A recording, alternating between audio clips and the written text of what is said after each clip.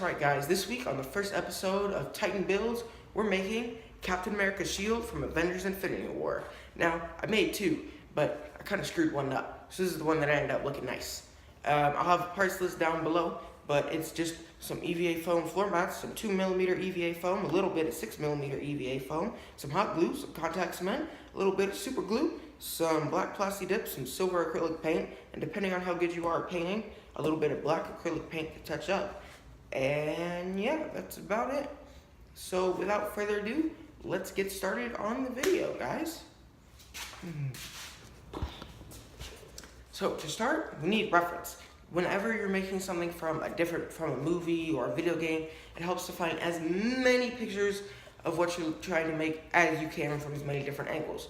This will help you make sure you get every little detail right and help you with scale, things like that.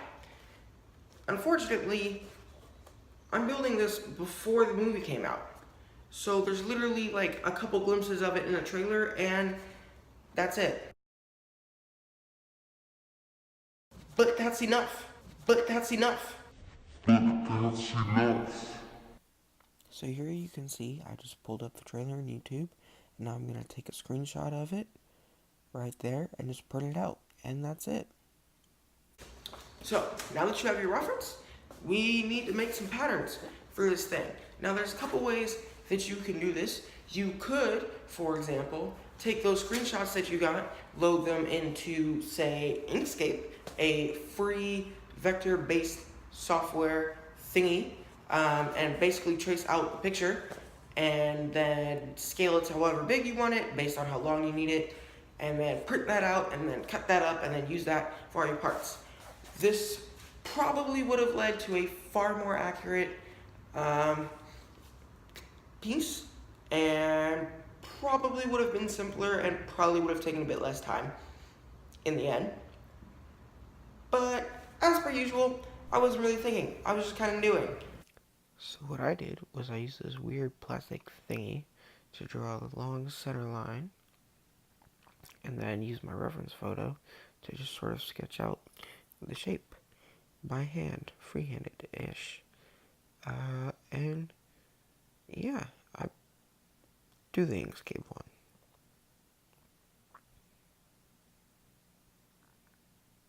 But anyway, next I cut out that piece and then use my reference photo to sketch out all the details. Now, this piece actually ended up being too big, so I had to redo it. And when I redid it, I skipped this step of the whole sketching out the details thing, and that came back to bite me in the ass. Hard.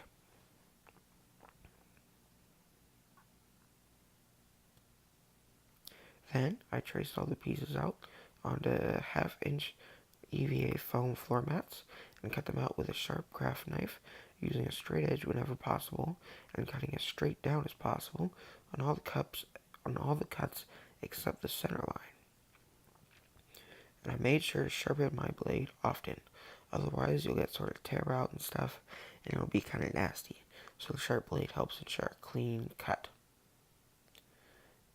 Anyway, for the center line, I used that big clear plastic thingy again and cut out the center line at an inward angle, like right about now. Yeah, there we go, Pat. No. Yeah, there we go, Pass, Jonah. Good job. So remember to cut this part at an inward big angle, because this way when the pieces come together, they'll form a bit of a peak. So yeah. So now you have your pieces cut out, and we have to put it together. Well, how are we gonna do that, Jonah? That's a good question, Titan. I don't know yet. Well, you could use contact cement. True.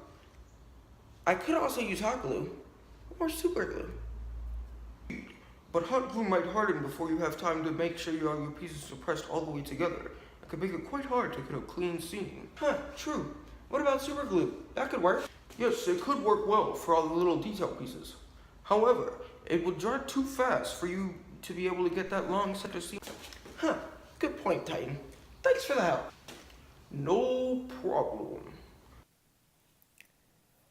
So now to glue the pieces together, I brushed on contact cement and used the table as a guide to make sure I got a clean seam. First, I press together the outside corners, making sure to get full contact before folding up the piece to finish the bond. This method helps ensure a clean seam by making sure the outside is flush by using the table, making it quite simple. Look at that pretty clean seam. Whoa. This is quite hard to do when you just freehand it trying to stick them together in the air. Trust me, I've tried.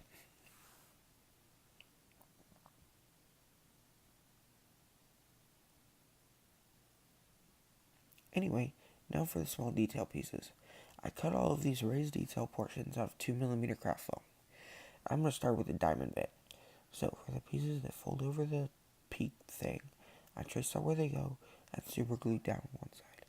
Then I let it dry for just a couple seconds. Super glue dries really fast. And then I folded it over and glued down the other side. And I swear I do the other side in a second.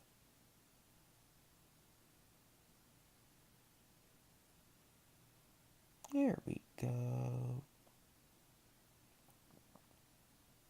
Come on.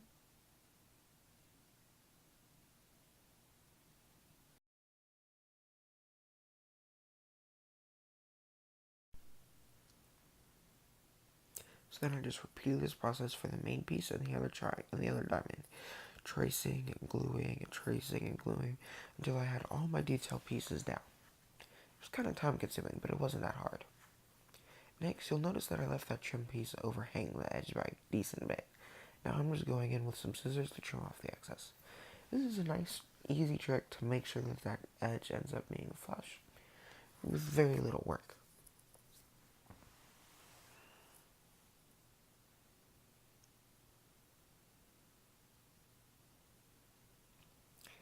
Next, I use contact cement to attach the diamond to the main piece.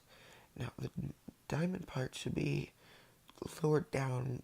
It shouldn't quite be flush. I had mine down about halfway through the main body piece because it's supposed to come out. So, this gives that illusion that it's sort of protruding from the main piece.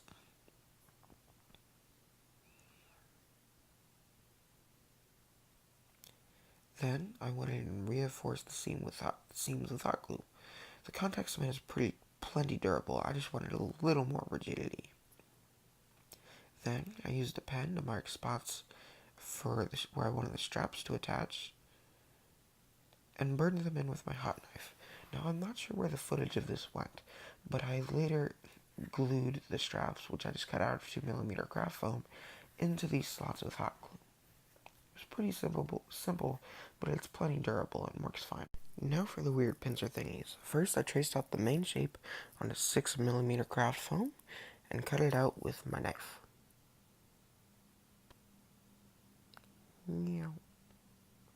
Then I scored some lines into it to give it some texture later and opened them up with a heat gun. This is a neat trick I learned from Bill Duran.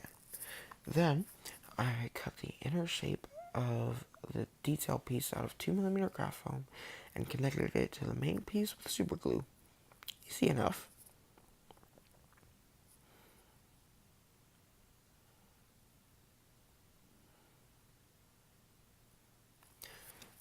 Then, just like I did with the detail on the main body, I went back with some scissors and trimmed the 2mm foam to fit the 6mm.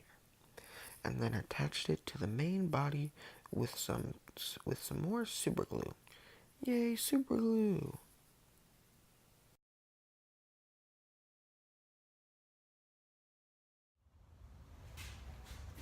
So I finished, so I did the plastidip. The plastidip dried. And it's really hot in Georgia. Duh. It's actually the hottest it's been in quite a while. And I left this in the sun for a little too long. You can see it's not as bad on this one. This is the piece that I actually used contact cement to stick all these accents down. So you can see here's a bit where I guess I didn't get full coverage. And so when it heated up in the sun, that sort of blistered and ballooned up a little bit there. But that's fine. So it's super minor. But here, where I use super glue, there's bits here that just straight up came off like this. And I could probably super glue it back down if I really wanted to, but whatever. So yeah, I just did a coat of plastidip. So I'm not gonna bother doing all the silver and stuff on this, cause you know, whatever. I may in the future decide to fix it, like just super glue that back down, and then do the silver. Maybe we'll see. So, but this one we are. So I'm just setting it on a piece of on like a can of spray paint, just to use it to prop it up, and then I'm gonna look at my reference pictures and use those to paint it. Oh, and I don't know if I showed this for the arm straps. It's just pieces of 2mm foam that I hot glued on. This piece felt a little too wide when I cut it. So there you can see I just did a little bit of carving for like my fingers and stuff. So yeah, let's get into painting. So now I'm just gonna take some silver acrylic paint on a paintbrush and basically just paint on all the silver highlight things, looking at my reference picture to make sure I get them right. Now, if I don't get them super neat and clean how I want them the first time, that's okay, because I can just go back with some black acrylic paint later and touch them up and fix them. Then, once I do that, I'm going to spray it with clear coat to seal it in and protect it, and then I'm just going to dry brush silver all over that thing, make it look like the black paint is chipped away, and it's all, well, beat up. Now, dry brushing is when you put paint on your brush, but then you wipe most of it off on a paper towel or a rag, and just sort of wisp it all over the surface. And this way, the little paint you have left will catch on to the high points and ridges, but won't so much on the flat areas, and that way it'll look like some paint is chipped at the edges, and it just looks more realistic and cool. Alright guys, so I let the spray clear coat dry, which is just a spray lacquer, seals in the paint job, helps protect it, because you know, if I have this walking around in cons and stuff, I don't want any of the paint to actually come off. So yeah, this is how it looks all beat up.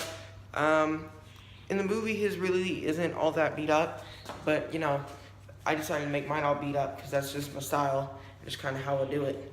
And I figured it's cap shield. It's going to get super beat up in the next one at least.